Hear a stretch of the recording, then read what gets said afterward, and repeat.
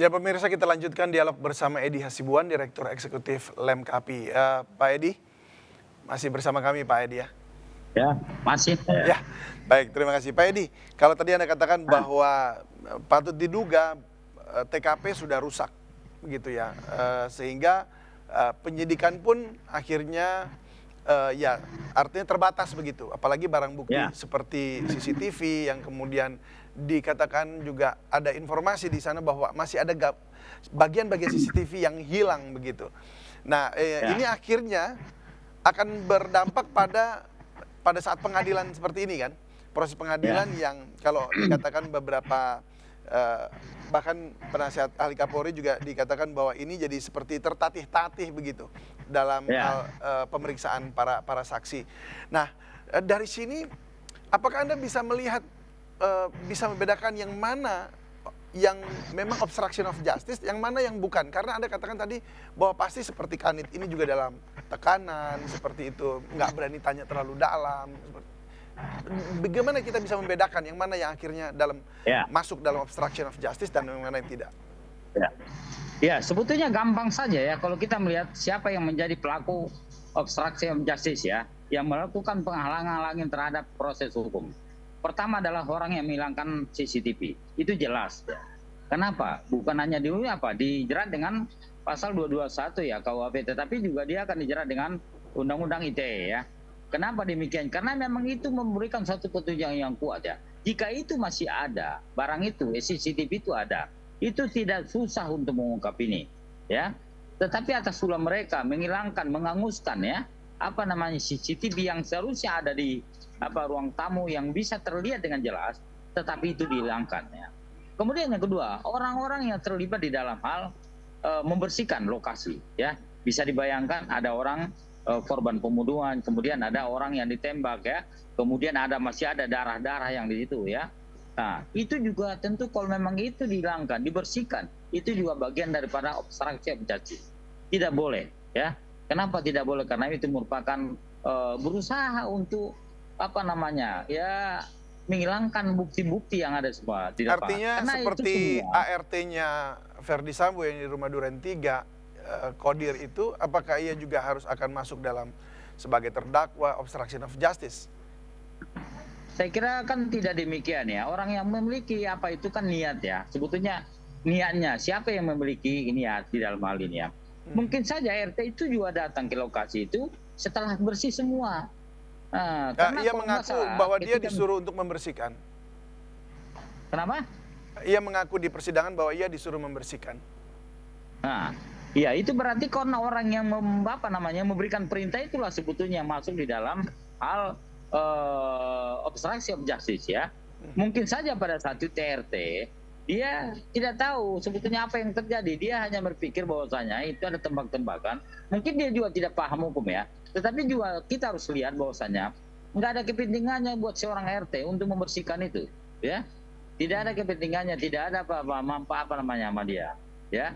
Karena dia adalah merupakan tetangga, ya, terdekat mungkin yang menjadi ada korban, ada kemudian dia diminta tolong untuk membersihkan ya. Kita harus lihat dia punya niat atau tidak. Atau kita harus lihat dia tahu atau tidak ya. Bagaimana dengan polisi-polisi yang tadi disebutkan tadi juga ada sebagai Kanit, lalu kemudian juga ada seorang saksi namanya Arianto yang adalah PHL dari Verdi Sambo itu. Mereka adalah orang-orang yang ada di sekitar Verdi Sambo begitu. Ya. Makanya kita lihat karena memang kita harus ingat bahwasanya Verdi Sambo kan menyatakan bahwasanya ini kejadian karena tembak-tembakan ya. Kemudian dipanggil anak buahnya ya, datang ke situ ya. Ya saya kira bisa kita pahami seorang anak buah kemudian dipanggil sama komandannya ya. Saya kira ya, dan dia juga saya kira tidak akan punya niat apa-apa ya. Dia tidak mungkin dia dipanggil kemudian suruh bersihin ya, dia laksanakan ya. Kita harus lihat. Kita harus lihat kemudian juga dia tahu nggak kalau misalnya itu adalah korban pembunuhan seperti yang terungkap belakangan ini. Karena pada saat kejadian semua tahu bahwasanya itu kejadian adalah merupakan tembak-tembakan dari awalnya ya. Namun berkembang belakangan sehingga terbongkarlah karena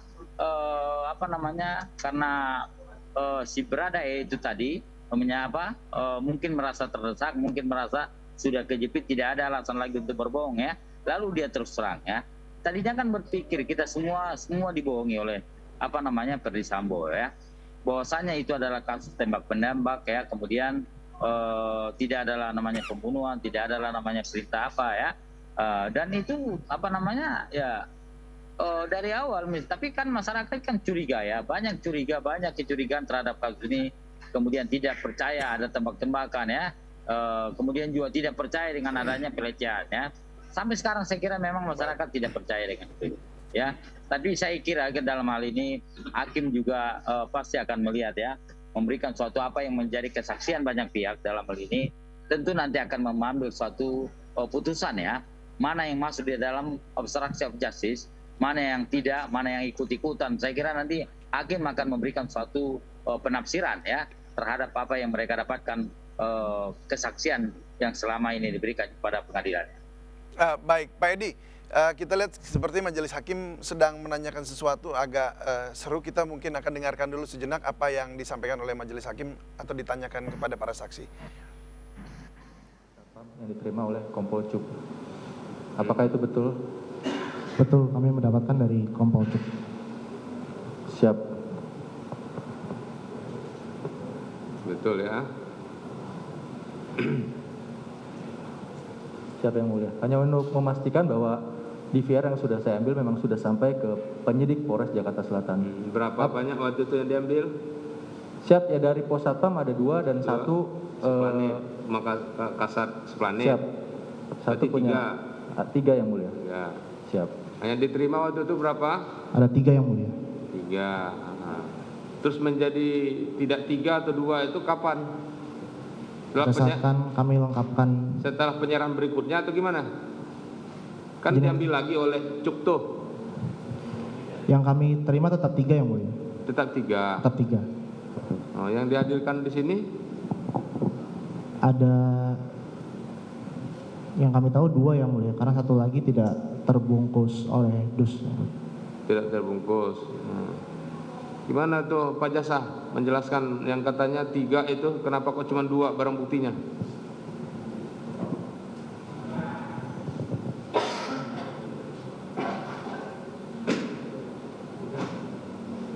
Atau mungkin tidak ke bawah? Enggak, memang yang Tersimpan.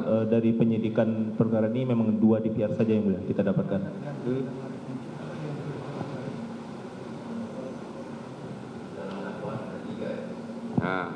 Nah, ya memang ada yang dirusak itu, ada kan? Tahulah yang itu kan, karena kan sempat diambil lagi tuh, dijemput lagi ke Ditipidum. Tapi DVR yang dirusak laptop yang mulia. ya, merek Surface itu ya.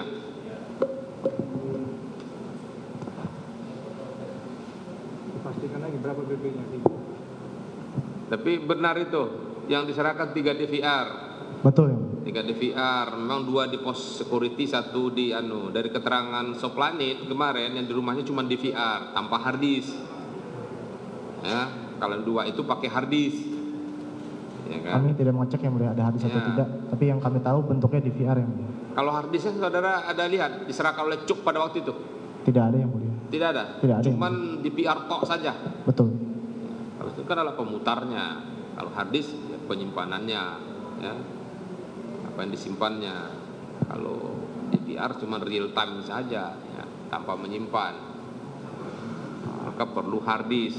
Jadi saya tahu saudara DVR yang diserahkan oleh Cuk Putantro ke Polres Jakarta Selatan itu, apakah DVR yang disertai harddisk kah atau tanpa harddisk? Atau saudara memang tidak tahu apakah tidak tahu ada yang harddisknya apa enggak? Tidak tahu yang mulia. Hah? Tidak tahu yang mulia. Tidak tahu. Harddisknya itu saudara tahu enggak? Harddisk CCTV. Tidak tahu yang Bentuknya mulia. seperti apa? Tidak tahu yang mulia. Misalnya seperti bentuk harddisk eksternal gitu loh, yang besar itu ya. Besar itu. Hah? Karena yang kami terima hanya bentuk DVR saja yang mulia. Kami DVR tidak saja? melihat. Betul. Ada pencatatan pada waktu penerimaan? Tidak ada yang mulia. Tidak ada. Tidak diverifikasi, tidak dilabel, tidak dianus. Layaknya sebuah barang bukti yang diserahkan. Ya. Kenapa tidak dilakukan? Kenapa dibiarkan begitu aja? Pada saat itu belum sempat yang mulia. Hah? Belum sempat pada saat itu yang mulia. Kok belum sempat sih? Kalau yang begitu sampai malam, orang diperiksa juga sampai malam kok. Sampai jam 10 malam Ya, aja Pak belum Edi, lagi Anda masa menyaksikan atau mendengarkan apa yang ditanyakan dan yang dijawab oleh saksi barusan ini? Pak Edi? Bisa diulangin tadi apanya? Anda Yang kesaksian mendengarkan tadi komunikasi antara majelis hakim dengan saksi Ya, mengenai Ya. DVR ya? ya. Itu kan Saya kira memang kalau kita lihat ada upaya-upaya ya. Ya. Misalnya bagaimana misalnya DVR, bagaimana misalnya CCTV ya, tidak diserahkan ke Polres Jakarta Selatan ya. Saya tahu betul itu, saya yakin sekali karena memang di situ adalah ada upaya-upaya untuk mengaburkan persoalan. Ya, sengaja memang untuk mempersulit penyidikan ya. Menurut Agar Anda kasus ini di mana terbongkar. apa namanya timing perbedaan perubahan dari 3 menjadi 2 itu, terus kemudian penyerahannya itu di mana posisinya saat itu kira-kira dari pantauan Anda? Ya, saya kira kan memang ada, kalau dari 3 itu kan mungkin satu yang sangat apa namanya ya, yang sangat jelas ya bagaimana kejadian itu terjadi, kemudian tidak diserahkan. Saya kira bisa terjadi kalau karena tujuannya adalah yang 2 tadi mungkin tidak terlalu berpengaruh apa yang ada di lokasi ya, tapi yang satu tadi mungkin berpengaruh, termasuk mungkin bisa saja yang satu itu adalah merupakan petunjuk kunci terbongkarnya kasus ini jika ini cepat diserahkan oleh dari lokasi kepada penyidik di Polres Jakarta Selatan. Saya kira ini tidak terlalu lama ini akan terbongkar ini. Dan kemudian apapun juga yang kalau kita lihat ini pasti akan terungkap ya. Kenapa? Karena semua di dalam hal ketika misalnya ada kejadian di lokasi kejadian, semua fakta-fakta yang di situ harus dibawa. Ya, penyidik punya kewenangan untuk itu, untuk mengambil paksa ya semua barang bukti yang ada di lokasi, termasuk misalnya CCTV ya. Jika memang 3 dibawa ya, jika memang 2 dibawa, tidak ada yang ditinggalkan ya. Namun demikian karena tadi saya sampaikan ini menyangkut masalah faktor psikologis ya.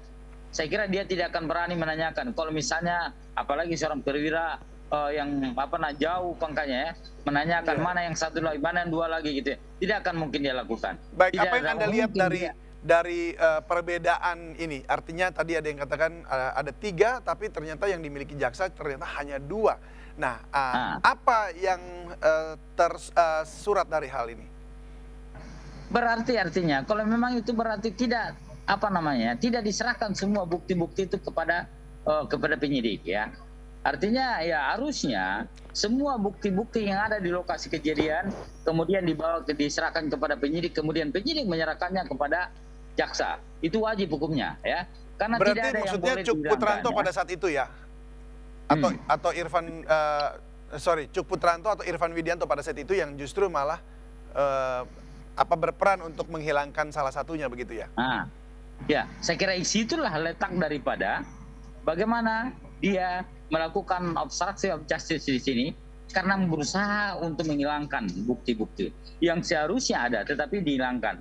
Kemudian inilah yang mempersulit penyidikan ya. Baik. Disinilah letak daripada bagaimana peristiwa ini kemudian dikaburkan, kemudian diupayakan bukti-bukti yang seharusnya ada memberikan petunjuk yang sangat jelas di lokasi kejadian tetapi dihilangkan. Sehingga itulah yang membuat polisi jadi kesulitan. Baik, Pak Edi kan tadi dengarkan juga ya kesaksian dari Kasubnit tadi ini. Dia katakan bahwa dia hanya menerima 2 DVR saja. Artinya ini playernya dan tidak mengaku, tidak tahu apakah ada hard disknya di dalam. Dan tidak tahu apa isinya apa juga gitu. Bagi Anda, seorang penyidik yang apakah benar tidak mengetahui DVR ada isinya atau tidak dan hard disknya ada atau tidak, itu menurut Anda itu hal yang wajar atau enggak ya? Karena ini penyidik. Sebagai seorang penyidik seharusnya dia harus teliti ya. Apa yang diserahkan kemudian dia akan teliti ya. Apakah barang bukti yang diserahkan itu sudah lengkap belum? Sudah cocok belum? Sudah sesuai dengan yang diminta belum? Ya, harus. Dan itu adalah merupakan kewenangan penyidikan ya. Artinya ketika misalnya melihat ada kekurangan di dalam bukti-bukti yang diserahkan tadi, dia boleh. Dia diberikan kewenangan mempertanyakan itu kepada saksi yang bersangkutan. Di mana ini belum lengkap, baru hard disk, mana CCTV-nya, mana apa namanya tadi, iya, CPR. Dia harus menanyakan itu kepada saksi yang ada, ya.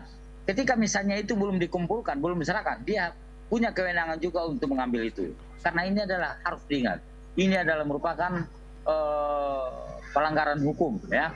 Ini adalah merupakan pembunuhan, ya, yang tidak bisa main-main, dan semua masyarakat siapapun juga harus memberikan bantuan, ya. Ketika misalnya ada kejadian kasus pembunuhan, semua masyarakat dimintai keterangan yang masuk tahu tentang kejadian itu. Ya, jadi memang kalau dilihat di sini apa yang Pak Edi tadi sampaikan, ada rasa sungkan juga atau takut juga kalau terlalu jauh, terlalu dalam menanyakan segala sesuatu begitu ya, sampai akhirnya pun DVR yang dia terima pun nggak dicek lagi seperti itu. Ada kemungkinan itu terjadi ya. Hanya saja memang cukup aneh kalau tadi dikatakan dia tidak tahu tentang DVR itu. Artinya dia hanya membawa saja begitu. Itu seharusnya seorang penyidik begitu. Penyidik sudah tahu. Saya kira tidak demikian ya. Dia harus tahu ya. Aturannya semua yang dia minta harus dia tahu isinya apa. Ya. Kemudian ketika diserahkan misalnya dia akan harus cek dulu. Cek dulu misalnya apakah memang betul-betul yang dia minta itu barang bukti, yang diminta itu adalah udah betul atau betul apa. Jangan-jangan misalnya yang diserahkan salah, kan bisa terjadi. Ya. Karena itu adalah merupakan tugas penyidik di dalam hal mengumpulkan sebanyak-banyaknya bukti dan fakta-fakta dari lokasi kejadian. Karena dengan mengumpulkan ya fakta dan bukti-bukti yang cukup, tentu kasus ini akan cepat terungkap. Baik. Jadi pemeriksaan barang bukti yang diserahkan pun harus di tempat supaya betul yang dibawa adalah tidak diantar seperti itu. Otentik begitu ya. Kita tidak tahu kalau misalnya itu dikurangin, diedit dan kita kan tidak tahu juga ya. Betul. Dan itu harus, makanya setiap ada kejadian harus betul-betul diambil dari lokasi kejadian, tidak diantar seperti itu ya. Dari lokasi, ketika misalnya polisi datang ke lokasi, maka semua yang ada di situ bukti-bukti, maka biasanya penyidik akan melihat, oh ini CCTV ada mana, kemudian ini mana, baju tersangka mana, baju korban mana, kemudian darah-darah juga masih harus ada dia. Tapi kenyataan tidak ya. Sudah ada yang dihilangkan, sudah ada yang dibersihkan. Kemudian CCTV juga tidak ada dibilang mati ya. Ini kan menyulitkan kepada polisi. Baik, terima kasih Pak Edi Hasibuan, Direktur Eksekutif Lengkapi, sudah berbagi bersama kami, share knowledge mengenai kasus ini. Salam sehat selalu Pak Edi. Ya, terima kasih kawan. Ya, baik. Pemirsa, Breaking News MNC News akan segera kembali sesaat lagi.